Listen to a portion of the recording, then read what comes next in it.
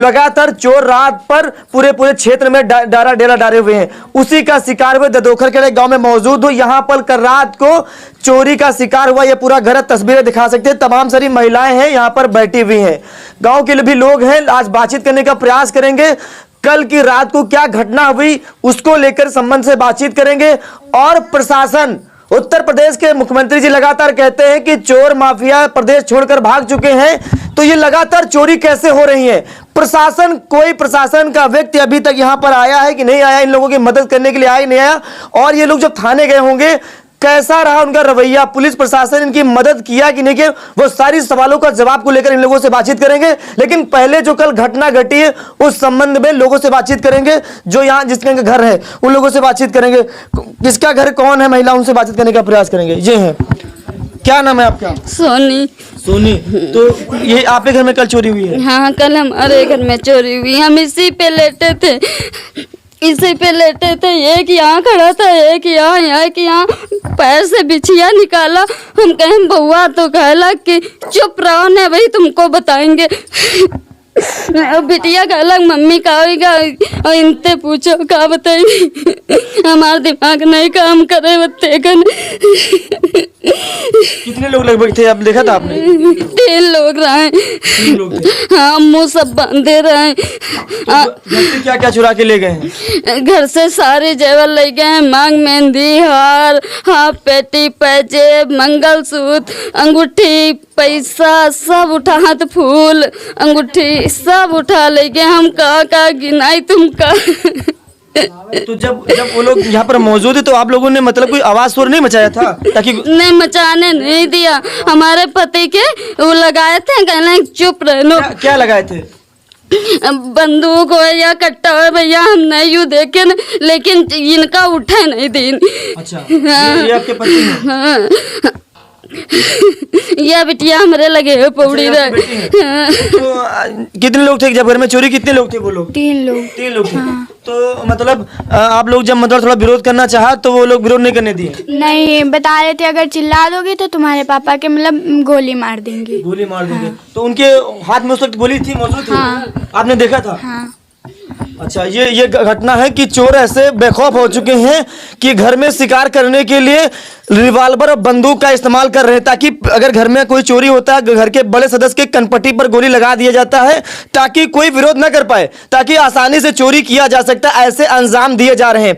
अब लोगों से और भी लोगों से बातचीत करेंगे। बड़े भाई हमारे बीच है। क्या नाम है भैया आपका? सुनील। तो सुनील, कितने बजे रात की घटना है आपके हिसाब से? वही 1 बजे की बात। 1 बजे।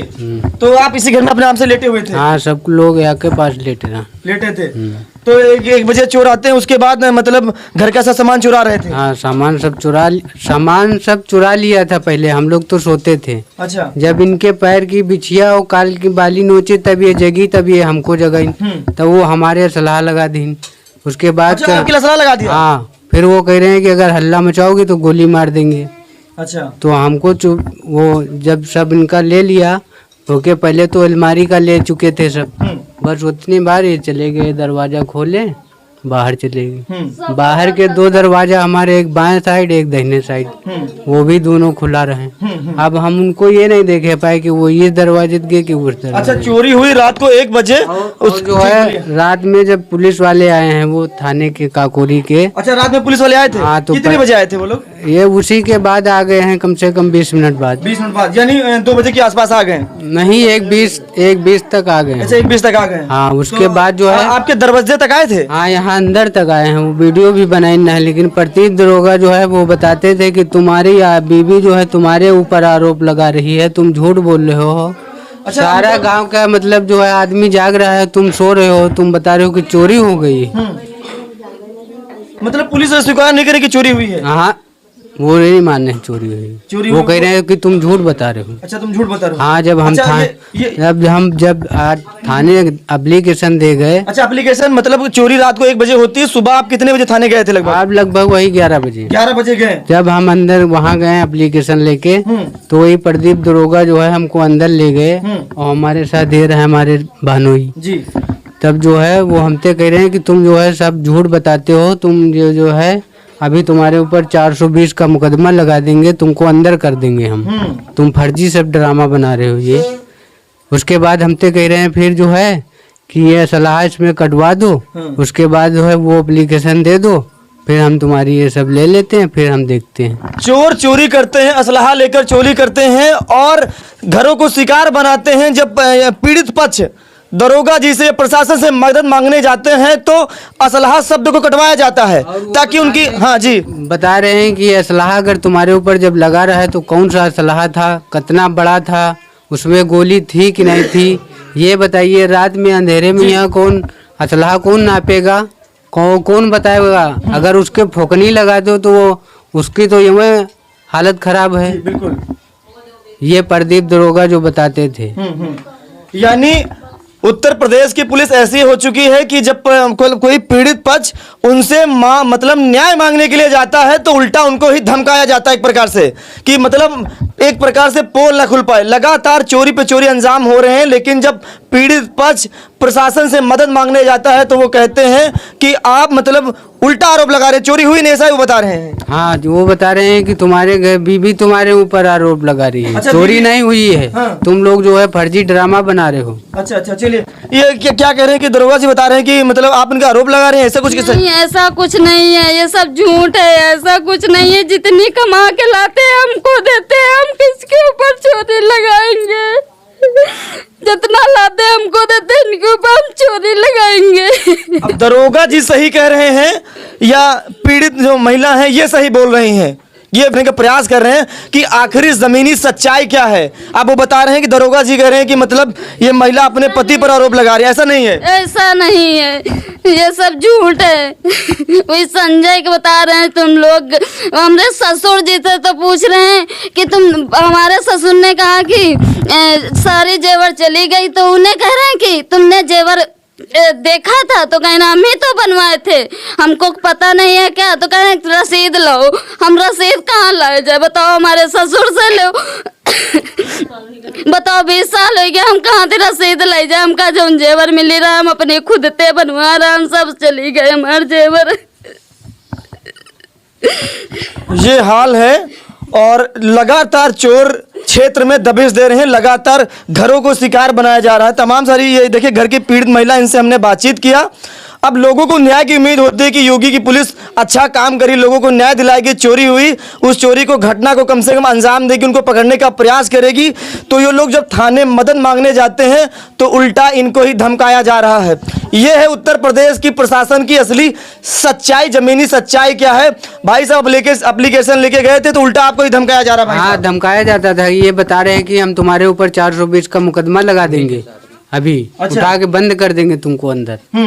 भाई साहब आपके साथ गए थे, क्या कहा था भाई साहब बताइए। हम दोनों लोग गए, एसओ साहब से मिले तो सर बोले ऐसा है, प्रदीप कुमार यादव गए थे रात में, उनको बुलवा रहे हैं, उनसे तहरीर लिखवाओ।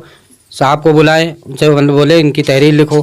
तो अंदर लेके गए, हमसे कहने लगे आप कौन हो, तो हम भाई बताएं। तो कहने लगे आप देखा इनके घर में चोरी हुई। हमने कहा मैं अभी देखा। तो कल रात में कैसे पता तुम इनके घर में चोरी हो गई, तुमको किसने बताया। हमका फ़ोन गया था। कल आपको पता है चोर ही चोरी करके ले गए। तो हम कहा अरे बिल्कुल पता है चोर है, और को चोरी कर ली। तो कहा आप तो यहाँ से बाहर चलिए और तुमको अभी 420 का मुकदमा तुम्हारे ऊपर लिखवा के अभी तुमको जेल भेजूंगा। इनसे बोल रहे हैं। ये रात में कुछ और बता रहे थे, इतने कुछ और बता रहे हैं। अच्छा, कल रात में कुछ और बता रहे थे क्या, वो लोग कह रहे थे क्या, कुछ कोई बयान कुछ कह रहे हैं, लेकिन हमने जो अभी बताया वो रात में बताया। अच्छा, अब इनसे पूछ रहे हैं असलाह कितना बड़ा था, इतना बड़ा था या इतना बड़ा था, 315 था, 12 बोर का था।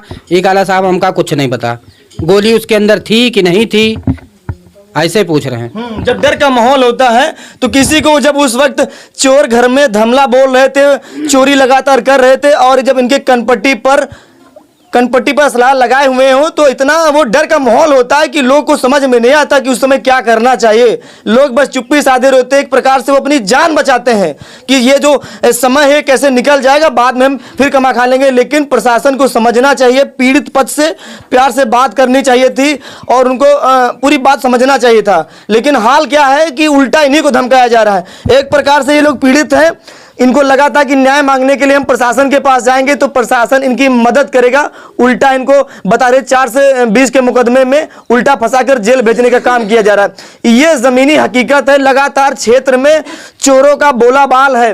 लगातार चोर लगातार दबिश दे रहे हैं और प्रशासन बिल्कुल मस्त है, चोर बिल्कुल मस्त है, प्रशासन बिल्कुल पस्त है। ये तमाम एक महिला हमसे बातचीत किया और ये उनके पति इनसे भी बातचीत किया। ये बता रहे हैं कि लगातार जो पूरी घटना हुई, अब आगे क्या इन लोगों को न्याय मिलेगा, प्रशासन की तरफ से इनके न्याय मिलेगा नहीं मिलेगा, ये तो आने वाले वक्त में पता ही चल जाएगा। लेकिन जो यहाँ की जो जमीनी सच्चाई है वो मैंने आपको दिखाने का प्रयास किया और प्रशासन की जमीनी जो सच्चाई है उससे भी मैंने आपको रूबरू कराया कि जमीनी सच्चाई क्या है, प्रशासन उत्तर प्रदेश की पुलिस कैसा काम कर रही है और गरीबों के साथ कैसा उनका व्यवहार है, वो जमीनी सच्चाई मैं आपको दिखाने का प्रयास कर रहा हूं। मिलते हैं नए वीडियो में, तब तक के लिए नमस्कार।